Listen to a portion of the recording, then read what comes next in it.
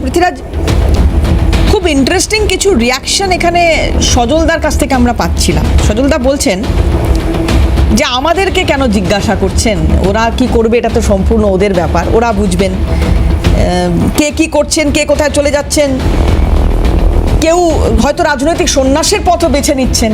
কিন্তু সার্বিকভাবে তৃণমূল কংগ্রেস কি এই মানুষের পালসটা বুঝতে পারেনি যারা এত বছর ধরে রাজনীতি করছে? আমি বলছি সরকারে দলটা হয়তো 15 বছরে, কিন্তু রাজনীতিক যারা রয়েছেন এই দলটাতে তারা তো দীর্ঘ বছর ধরে রাজনীতি করছেন। মানুষের পালস কেন এরা বুঝতে পারলেন না যে এরকমটা হতে চলেছে? দিদি, একটি দল, যেই দলটা পরিচিত যে গোষ্ঠীদ্বন্দ্ব লগ্নে জন্মগ্রহণ করেছে, সেই দলটা গোষ্ঠীদ্বন্দ্ব লগ্নে, একদমই তাই। তৃণমূলের জন্ম কিভাবে? আপনি জন্মলগ্নটা দেখলেই তো আপনি বুঝতে পারবেন যে তাদের পরিচালনা শক্তি বা পরিচালনা করবে তার মনোভাবটা কীরকম কি হতে পারে। তৃণমূল তো প্রথম থেকেই একটা শর্ট রান পলিসি, মানে বিরোধিতার স্পেস তৈরি করে সরকারে এসেছিল। তাদের নির্দিষ্ট কোনো আদর্শ ছিল না, মতাদর্শ ছিল না, কিচ্ছু ছিল না।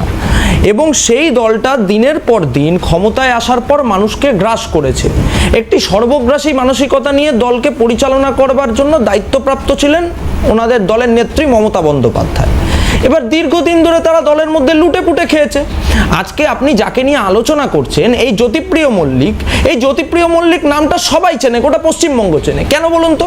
কারণ তিনি রেশন দুর্নীতি মামলায়, রেশন দুর্নীতিতে সব থেকে বড় অভিযুক্ত। এবং এই রেশন দুর্নীতির মধ্যে তার বিরুদ্ধে কয়েক হাজার কোটি টাকার অভিযোগ রয়েছে। কিছু বছর আগে আপনারাই তো দেখিয়েছিলেন সংবাদ মাধ্যমের সামনে, ভোলে বোম রাইস মিল, শিব ঠাকুর রাইস মিল, বিলাসবহুল গাড়ি। তখন মনে হয়নি যে আমি পদত্যাগ করি? তখন মনে হয়নি যখন তিনি খাদ্যমন্ত্রী ছিলেন এবং দীর্ঘদিন সমস্ত রকম জায়গায় বিভিন্ন গম কেলেঙ্কারি থেকে শুরু করে বিভিন্ন কেলেঙ্কারি করেছিলেন? আজকে কেন মনে হয়েছে? কারণ দেখছেন যে এখন বর্তমান যে সরকার এসছে পশ্চিমবঙ্গের বুকে, সেই সরকার না খাউঙ্গা না খানে দুঙ্গা পলিসি গ্রহণ করেছে। এবং প্রত্যেক দিন একটা একটা করে নেতা, অলরেডি 4টে মন্ত্রী জেলে চলে গিয়েছে। উজ্জ্বল বিশ্বাস, দিলীপ মণ্ডল, সুজিত বোস, এদের মতো মানুষগুলো জেলে চলে গিয়েছে। সব্যসাচী দত্তের বিরুদ্ধে তদন্ত চলছে, সেখানে সোনা পাওয়া যাচ্ছে তাকে তদন্ত করে।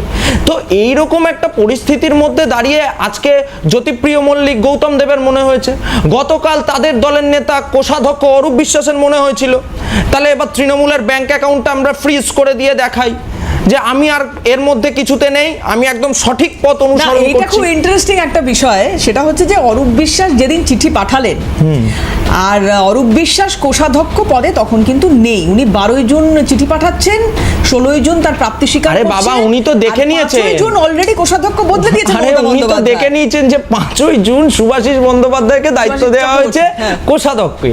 এবার বিষয়টা হচ্ছে কি, উনি এইবারই এসকেপ রুটটা খুঁজছেন যে এইবার আমি এখান থেকে হালকা করে কেটে পড়ি।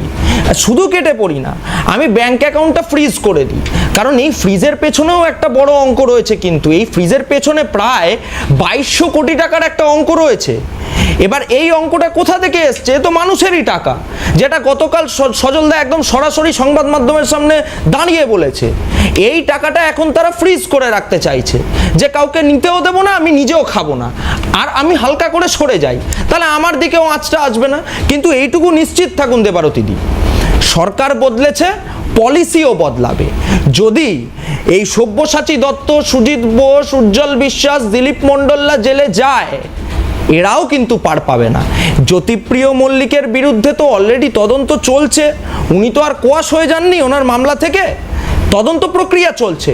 দেখতে পাবেন এই জ্যোতিপ্রিয় মল্লিক তাদের কৃতকর্মের জন্য পুরস্কৃত হবে, নিশ্চয়ই বিজেপির সরকারের থেকেই পুরস্কৃত হবে, এবং সেই পুরস্কারটা ওনাকে শ্রীঘরে গিয়ে হতে হবে। দেশ একটা তথ্য এখানে একটু দিয়ে রাখতে চাইবো। এই যে অ্যাকাউন্ট নিয়ে একটা বিতর্কের কথা বলছিলাম, তদন্ত আরও নতুন করে এক্ষেত্রে তদন্ত দাবি করছেন 10 জন ঋতব্রতপন্থী তৃণমূল বিধায়করা। বিধাননগর সাইবার ক্রাইমে অভিযোগ দায়ের হয়েছে। 3টি ব্যাংক অ্যাকাউন্ট সন্দেহজনক বলে একটা অভিযোগ সামনে আসছে, এবং এক্ষেত্রে তদন্তের আর্জি সেই কারণে এরা জানাচ্ছেন। মানে এটার মধ্যেও আবার তদন্ত চাইছেন ওনারা, কারণ 3টে ব্যাংক অ্যাকাউন্ট নিয়ে ওনাদের সন্দেহজনক মনে হচ্ছে, সেটা নিয়ে একটা আলাদা তদন্তের দাবি করছেন, কারণ এই 3টে অ্যাকাউন্টে বেআইনি টাকা ঢুকতে পারে। এবার বাকি টাকা তারই বা কী উৎস, বা এই যে 3টে অ্যাকাউন্ট আলাদা করে বলা হচ্ছে তার কি উৎস, কোথা থেকে টাকা ঢুকলো, কিসের টাকা, সেগুলো ডেফিনেটলি তদন্ত সাপেক্ষ। যদি এক্ষেত্রে এই তদন্ত প্রক্রিয়া চলে তাহলে হয়তো আরেকটা নতুন কোনো রহস্য তার সমাধান হবে। উপাসনা চৌধুরী তৃণমূল মুখপাত্র আমাদের সঙ্গে যোগদান করেছেন এই অনুষ্ঠানে। উপাসনাকে স্বাগত জানাবো। উপাসনা, এই একের পর এক তৃণমূলের যারা একেবারে শুরুর দিকের নেতা মমতা বন্দ্যোপাধ্যায়ের হাত যারা শক্ত করে ধরেছিলেন এতদিন, আজকে তারা একে একে সরে যাচ্ছেন। মমতা বন্দ্যোপাধ্যায়ের হাত শক্ত করার জন্য রইল কে তাহলে? দেখুন, দেবারতীদি, সর্বপ্রথম এই জিনিসটা বলে নেওয়া ভীষণভাবে জরুরি যে তৃণমূল কংগ্রেসের শক্তি কিন্তু তৃণমূল কংগ্রেসের কর্মীরা। তাই কর্মীরা আজকের দিনে দাঁড়িয়েও মমতা বন্দ্যোপাধ্যায়ের পাশেই রয়েছেন এবং তৃণমূল কংগ্রেসের যে পতাকা রয়েছে সেই পতাকাকে আগামী দিনে বহন করে কিন্তু এই তৃণমূল কংগ্রেসের সকল কর্মীরাই নিয়ে যাবে, এইটুকুনি আমি বুঝতে পারছি এবং সেই জিনিসটাই স্পষ্ট প্রকাশও করতে চাইছি। তার পাশাপাশি যে সংখ্যক নেতামন্ত্রীদের কথা আপনি উল্লেখ করলেন, এই জিনিসটাও আপনাদের চ্যানেল মারফত সকলকে মনে করে দেওয়া ভীষণভাবে জরুরি যে মমতা বন্দ্যোপাধ্যায়, যাকে দেখে আমরা সকলে তৃণমূল কংগ্রেসটা করেছি বা করছি এবং আগামী দিনেও করব, উনি কিন্তু বরাবরই নিজেকে কর্মী হিসেবে পেশ করতেই ভালোবাসতেন এবং কেন বাসতেন সেই জিনিসটা যেন আরো দিন দিন স্পষ্ট হয়ে যাচ্ছে। যারা নিজেদেরকে নেতা হিসাবে পেশ করে এসছেন, আজকে বিভিন্ন কারণ স্বরূপ, কোনো বড় সাহেবের চাপ স্বরূপ আজকে দেখতে পাচ্ছি তারা বিভিন্ন জায়গায় এদিক থেকে ওই দিক চলে যাচ্ছেন বা তাদেরকে যেতে বাধ্য করা হচ্ছে। কিন্তু যারা রয়েছেন তারাই যে খাঁটি, সেই জিনিসটা সাধারণ মানুষ বুঝতে পারছে। যারা পালাচ্ছে বা যাদেরকে মূলত টেনে হিঁচড়ে তার পরবর্তীতে এনডিতে জয়েন করার জন্য গোটা চক্রান্তটা হচ্ছে, তাদের পাবলিক অ্যাকসেপ্টেন্স আর কতটা থাকলো সেটা ভেবেও কিন্তু দুবার মুচকি মুচকি হাসছে।